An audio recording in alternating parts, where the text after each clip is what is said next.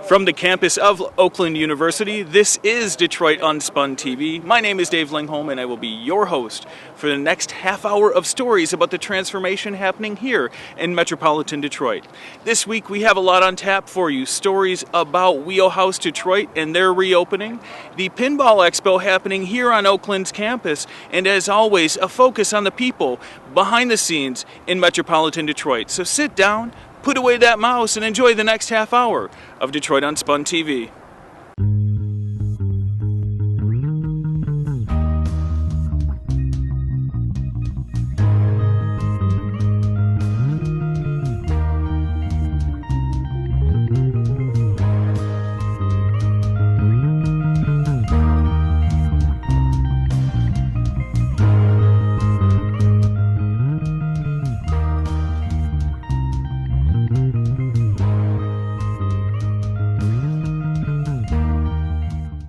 In headlines this week, search engine Yahoo announced that they are intending to lay off 2,000 workers. Now, normally an announcement out of Silicon Valley doesn't create any kind of buzz in Detroit. However, this announcement was met with an invitation from the Detroit Venture Partners to everyone affected by the Yahoo layoffs to come check out Detroit and the burgeoning tech scene in our region. Now, if you don't equate Detroit with technology, local author Haj Fleming used his blog on Black Enterprise to give 3 examples of why Detroit is becoming the next go-to tech destination. And you baseball fans, the Detroit Tigers kicked off their 2012 campaign last week with the sweep of the Boston Red Sox. Tigers fans were abundant, with the team setting attendance records for the first 2 games of the season. And the Detroit Police Department reported that there were no reported car break-ins during opening day, a sure sign that Tigers fans were safe as well. Now, if you've been downtown during the evening lately, you've probably noticed that many buildings have blue lights burning brightly on them. As Ashley Hennon reports on our blog, this is part of an effort to bring awareness to autism. Now, if you want to stay on top of other headlines touting the transformation of metropolitan Detroit, be sure to like us on Facebook. It's pretty easy. You can just find us by searching for Detroit News Hub. One of the sure signs that spring has sprung in metropolitan Detroit is the reopening of Wheelhouse Detroit. Natalia brings us this look at what those folks have planned for you along Detroit's Riverfront this summer. We are downtown at the beautiful Detroit Riverwalk. I'm with Kelli Kavanaugh. She's the co-owner of Wheelhouse Detroit, and it offers bicycle rentals, retail service, and tours. So, Kelli, thank you so much for joining us. Can you tell us what inspired Wheelhouse? How did you get into this business? Myself and my co-owner, who's Karen Gage, we both have been involved in community development efforts in the city for a long time, and also we're bike riders. We ride our bikes, and you know, as Karen likes to put it very simply, we wanted someplace we could get a flat change in the city, and it started from there. We're also both involved with the Tour Detroit, which is a big annual ride in Detroit, so we started to see more people riding bikes and thought there was a need for this type of business. Okay, so I understand that you offer, and you're going to start doing this in April, a lot of tours, some really cool things. You're going to feature public art, architecture, urban agriculture, underground railroad history, and automotive heritage. Can you tell us about the tours and what people can expect? Sure. So the tours are typically about 3 hours. Many of them are 12 to 16 miles. We ride at a casual pace of about 10 miles an hour, and we have informed tour guides that are going to teach you about whatever topic or neighborhood. So you mentioned a lot of our thematic tours. We also do neighborhood tours like Southwest Detroit, Indian Village, Eastern Market, Hamtramck. So we'll take you and we'll show you some of the some of the interesting people and places and things that are happening. So history as well as contemporary information. Okay, so does someone have to sign up in advance? How do they get involved in this? We do recommend it because many of them do sell out. We limit the tours to 15 people so that it can be safe and informative, and we don't need like a bullhorn to yell to get to everybody. So we like it to be very, personal. Do they go on your website? How do they sign up in advance? Wheelhousedetroit.com/tours has a full listing and description of all of them. We have over 90 this year, so going all the way from mid-April to the end of October. And we also do offer private tours. So if your company wants to orient people to the city, or you have people coming in town for a wedding and you want to give them an activity, we do a lot of those too. Awesome. Now, is this kid-friendly, and do people have to be of a certain fitness level to do it? Our tours aren't really kid-friendly because of the information. We want to make sure that everyone's receiving the information.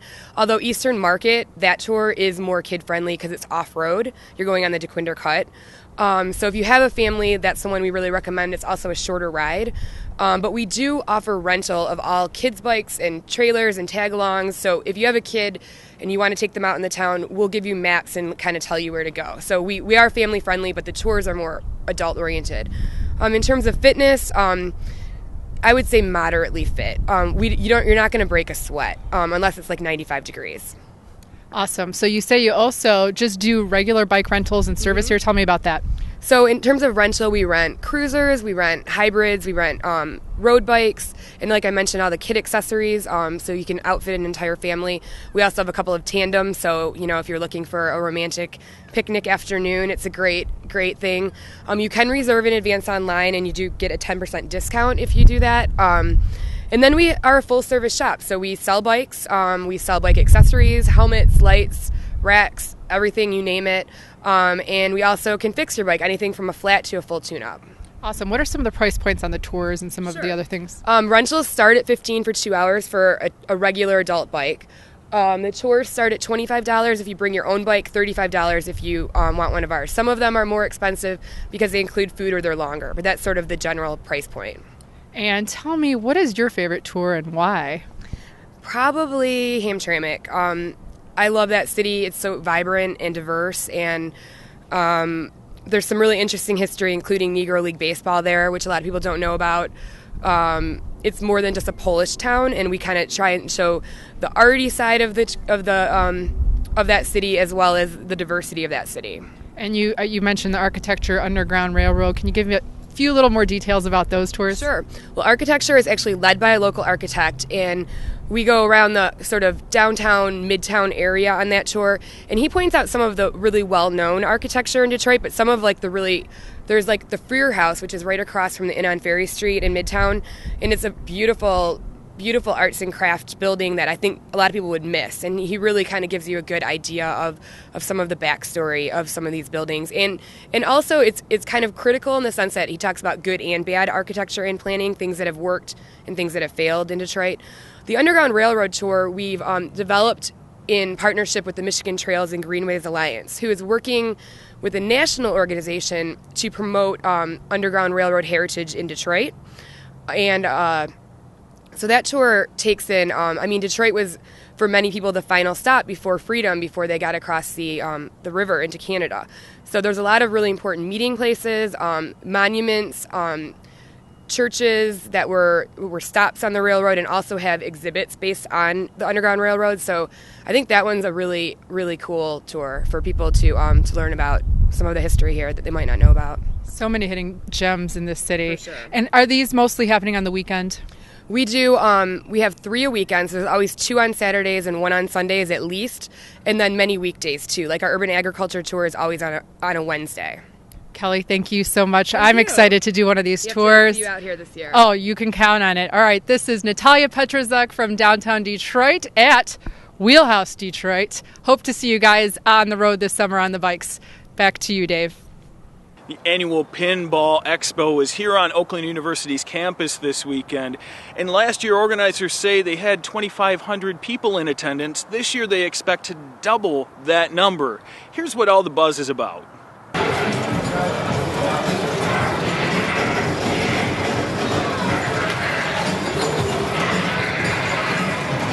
Well, if you guys have ever played any pinball machines, you definitely want to hear about this today. I am with John Cosmo. He is the show director for the Michigan Pinball Expo 2012. It is being held at the Oakland Center at Oakland University in Rochester, Michigan. It starts today, April 12th, goes through the whole weekend through April 15th. So, John, thanks for having us. Tell us about what this Pinball Expo is about. Basically, it's a super fun, family-friendly event. It's open to everybody in the community. It's just a bunch of pinball collectors getting together, bringing their games from out of their basements, out on location, all together in one spot. So the kids and families and grandparents and granddaughters and everybody can just come out and have a great time. And I understand there's also a tournament part of this. So what's that about? There's many tournaments. We run the Michigan Pinball State Championships out of here.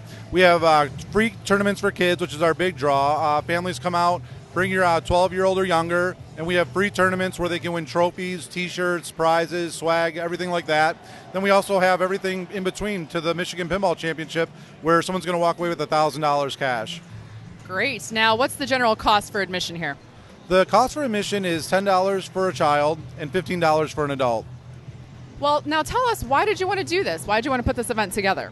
Well, I'm a landscaper by trade, and pinball is my hobby. I've been doing it since I was 9 years old, and I just have a lot of fun playing it. It's a great stress reliever. It's just a fun escape. Every game's like its own little universe. You go inside, whether you're playing Pirates of the Caribbean, Lord of the Rings, Iron Man, you can go in and just have an escape. It's almost like a movie, but you can do it like in about 10 or 15 minutes, and it's just a lot of fun.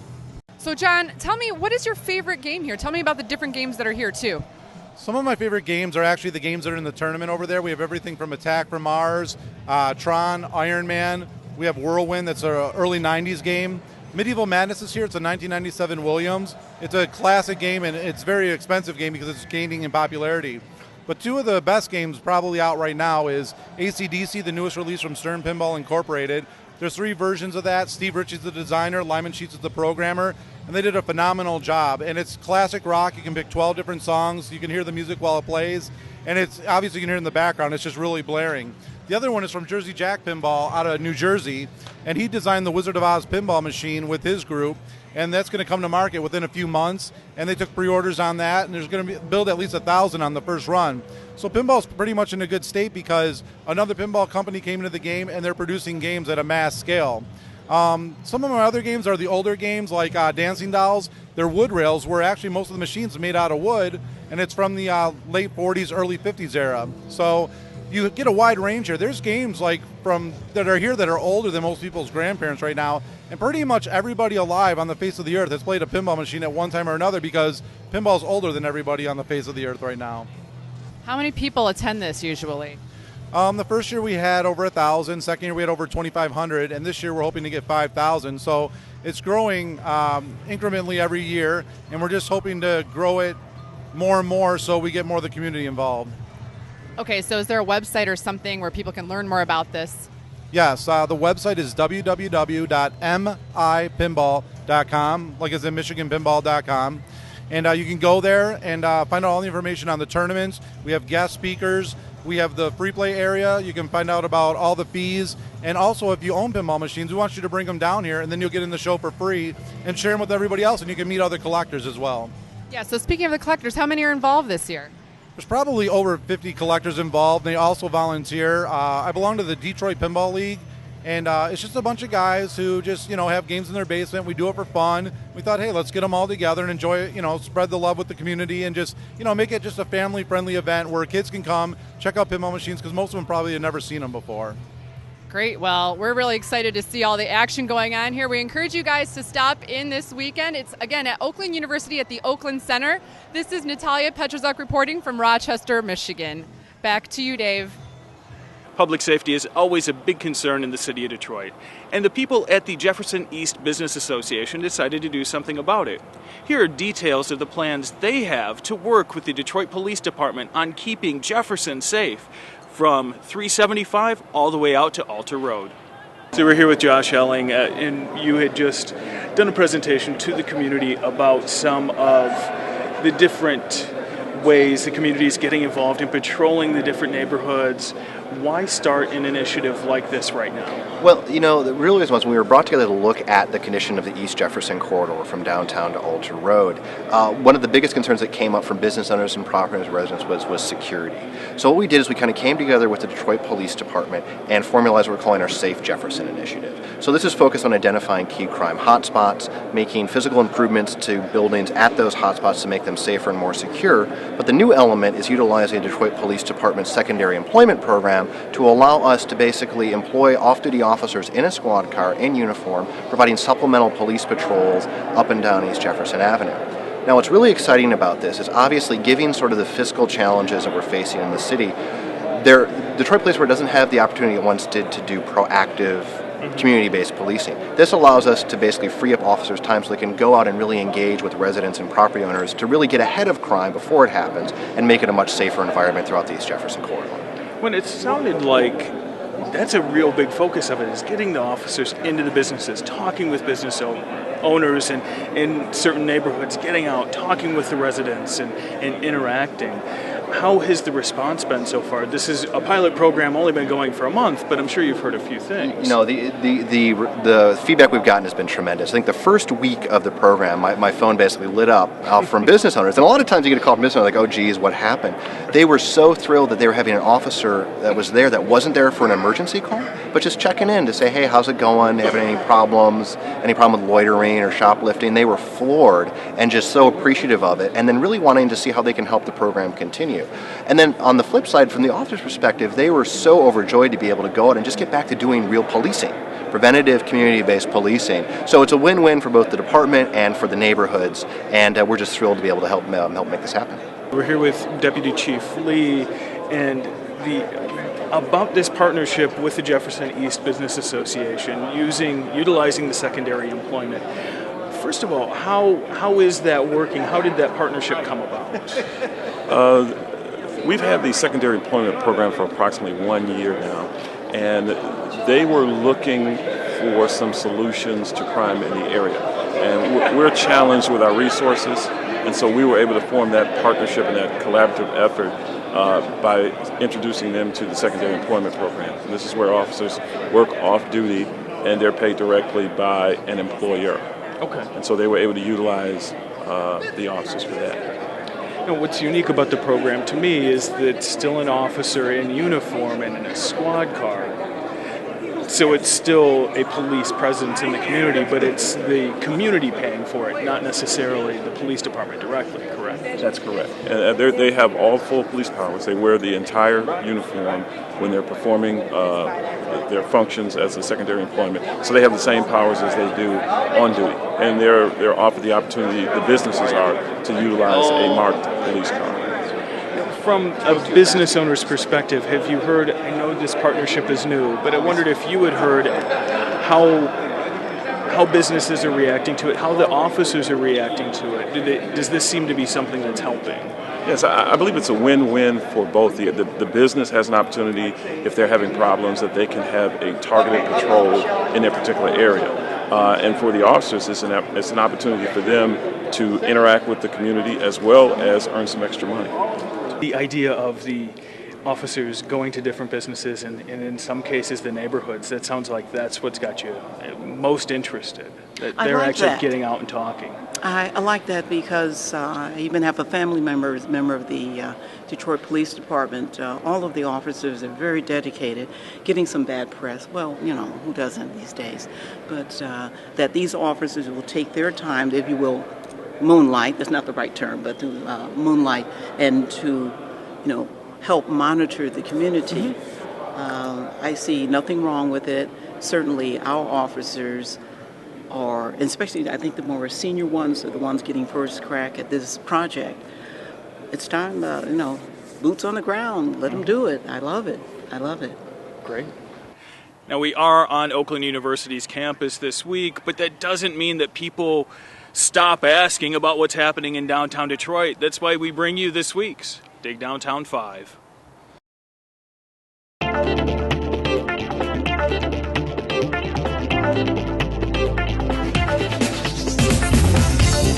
Each week we try to find things to share with you that help you get to know downtown Detroit as a place to live, work, and play. Now, admittedly, this video tends to be heavy on the play side because, well, we like to play. But this week we've got a few things that we hope will showcase the work and the live side. So keep watching, then comment to let us know how we're doing.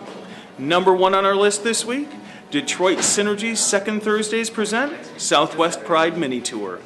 Now, if you want to know where locals go for groceries and entertainment, then follow Detroit Synergy on this tour. While there are other grocery stores in downtown, there's only one place to get amazing guacamole. And this tour finishes off at El Zocalo, which is an excellent place to end any evening.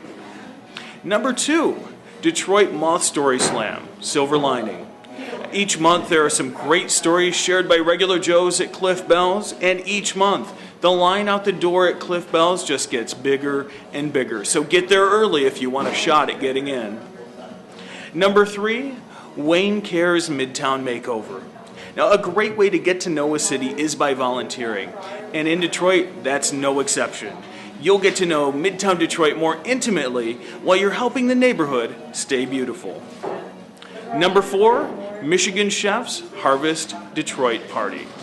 An 8-station strolling dinner atop the Marriott Rensen, the tallest hotel in North America, providing some amazing views of the city. Helping raise money for Gleaners Community Food Bank in Haven. Entertainment by Thornetta Davis. This event might seem a little pricey, but it is uniquely Detroit. And number 5, Detroit by Detroit 2. 16 bands on 2 stages, each with a mission to cover 2 or 3 of their favorite songs by a different Detroit artist. We wholeheartedly agree with the event description on this one. So much talent is born in the Detroit area, and this is one exciting way to showcase it. From inside the Germac Trading Company in Eastern Market, that's this week's Dig Downtown 5. As much as we enjoy producing Detroit Unspun TV for you each week, we understand that we don't reach every possible audience. In fact, we ran across the founder of Detroit Polish TV this week, and he's got a really interesting story about why he produces a TV show in his native language and why this labor of love has continued for the last 3 years. Okay, it was about 3 years ago.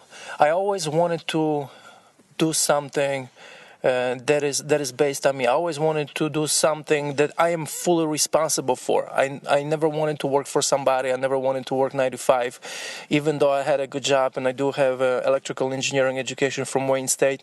I worked for the big companies and it was fun, but my dream all my life was to have something of my own.